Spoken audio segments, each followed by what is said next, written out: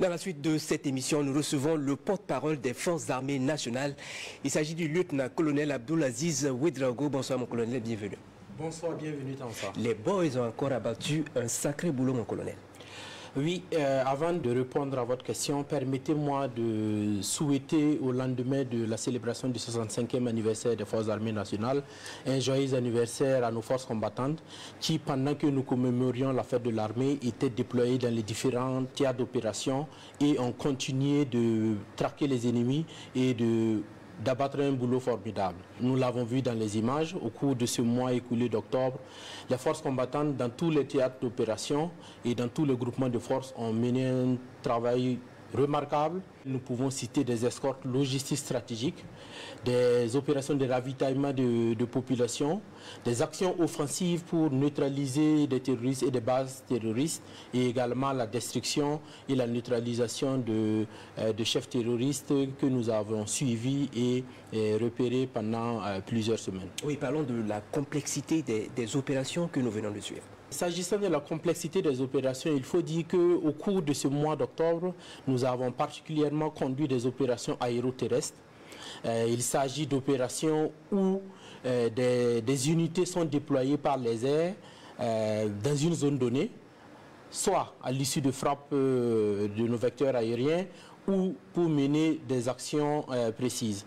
Et ces opérations ont pour but non seulement d'occuper une zone donnée, ou bien de la contrôler, ou de récupérer du matériel lorsque c'est consécutif à des frappes aériennes, confirmer la neutralisation de certains terroristes et détruire le matériel qui est toujours sur zone.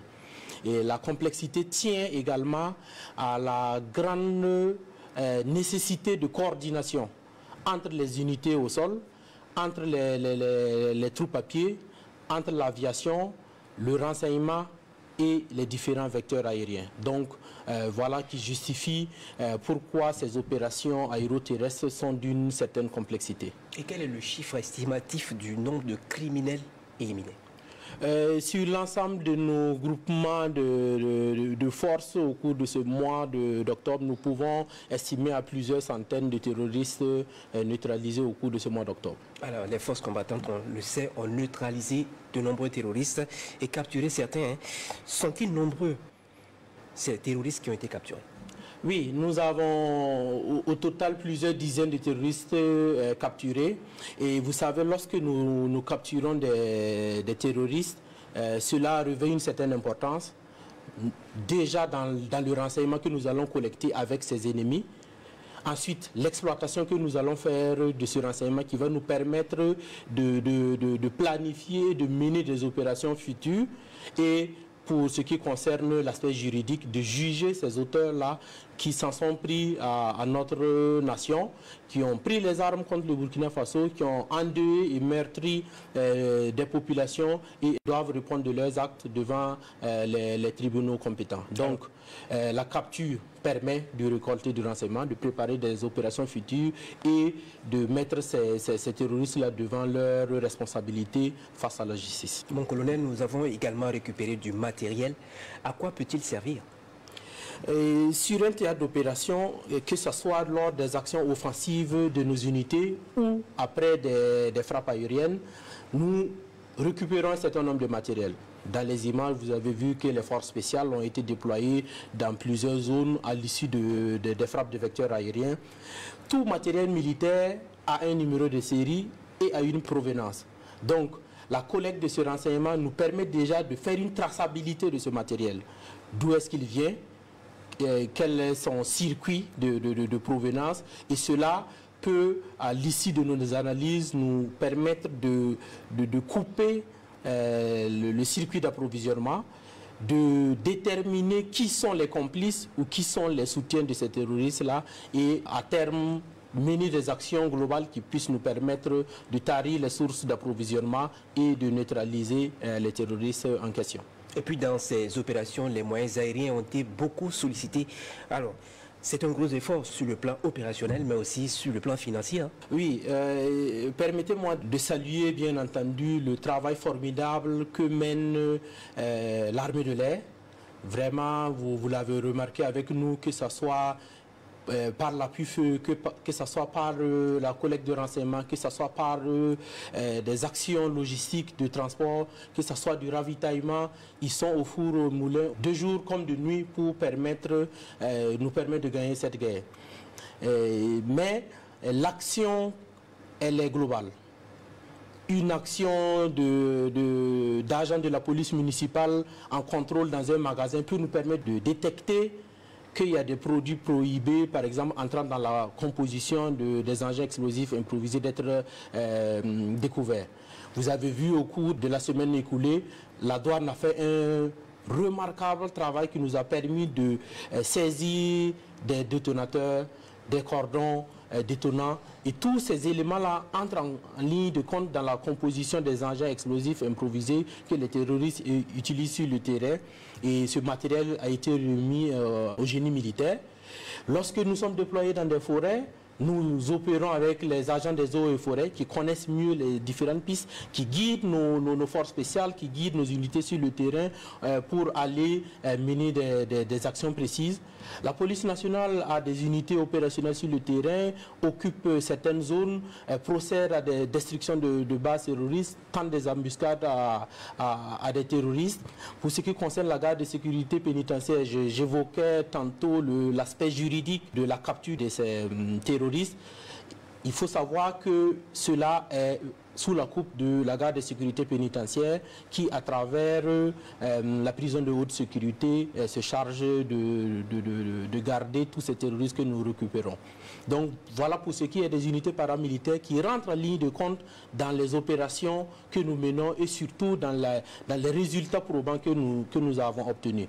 Parlant des autres unités également, que ce soit les unités de soutien, notamment le groupement central des armées, que ce soit les unités opérationnelles avec la brigade spéciale et d'intervention rapide, que ce soit avec la gendarmerie nationale, l'armée de terre, j'évoquais ici l'armée de l'air et la brigade des volontaires pour la défense de la patrie. Voilà comment, ensemble, main dans la main, toutes les unités militaires et toutes les unités paramilitaires donnent leur contribution dans la lutte que nous menons contre le terrorisme et c'est ensemble que nous allons gagner. Donc oui, les vecteurs aériens sont beaucoup utilisés parce que, eu égard aux élongations et à la nature du terrain, il y a des fois là où on est obligé de se rendre par les airs, mais comme je l'ai expliqué, c'est un travail de synergie, c'est un travail d'équipe de toutes les forces combattantes qui nous amènent vers ces résultats.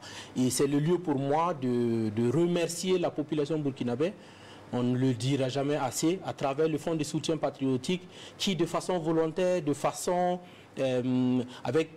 patriotique, contribue et pour permettre aux forces armées nationales de s'équiper convenablement comme il se doit. Je ne saurais terminer sans remercier le gouvernement, bien entendu, avec à sa tête le Premier ministre et également le chef suprême des armées, son Excellence le capitaine Ibrahim Traoré, président du Faso, chef de l'État, qui a consenti d'énormes efforts financiers pour que notre armée soit équipée d'une façon remarquable et de façon considérable, comme nous l'avons remarqué ces dernières années. Et pour terminer, nous évoquons la force unifiée AES. On sait que beaucoup de choses ont déjà été faites. Où en sommes-nous actuellement ?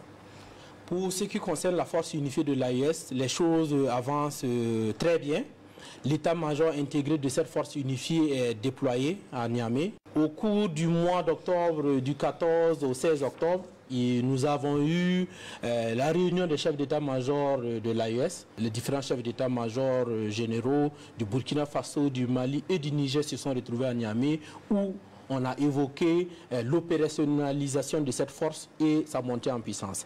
Donc cette force sera composée d'unités provenant des trois armées et nous sommes vraiment très bien partis. Nous sommes très bien avancés dans le déploiement futur de cette force-là et en attendant l'état-major fait déjà des merveilles avec des opérations qui ont permis déjà d'atteindre certains résultats. Donc très bientôt, cette force sera opérationnelle et elle va être déployée sur le terrain. On ne peut achever cette émission sans adresser un mot à toutes les forces engagées dans le combat pour le retour de la paix. Qu'est-ce que vous avez à leur dire? À toutes les forces engagées, que ce soit les forces militaires, les forces paramilitaires, les volontaires pour la défense de la patrie, je tire mon chapeau et je je leur demande de continuer, comme le chef d'état-major général des armées l'a déjà dit, d'être vigilants, de continuer ce professionnalisme et cette bravoure dont le soldat burkinabé a toujours fait preuve depuis la nuit des temps. Nous allons gagner cette guerre et ensemble avec la population, nous allons y arriver. Donc cela m'amène à lancer un appel à la population burkinabé, ces hommes et femmes intègres qui croient en leur armée, de continuer de soutenir de façon inconditionnelle l'armée, de travailler main à main avec nos soldats et ensemble, la victoire est certaine. Et pour nos ennemis, le message reste le même, déposer les armes ou périr. Et c'est ce qui met fin à ce numéro des Nouvelles du Front. Merci de l'avoir suivi. On se retrouve très prochainement pour un prochain rendez-vous. En attendant, je vous souhaite une très bonne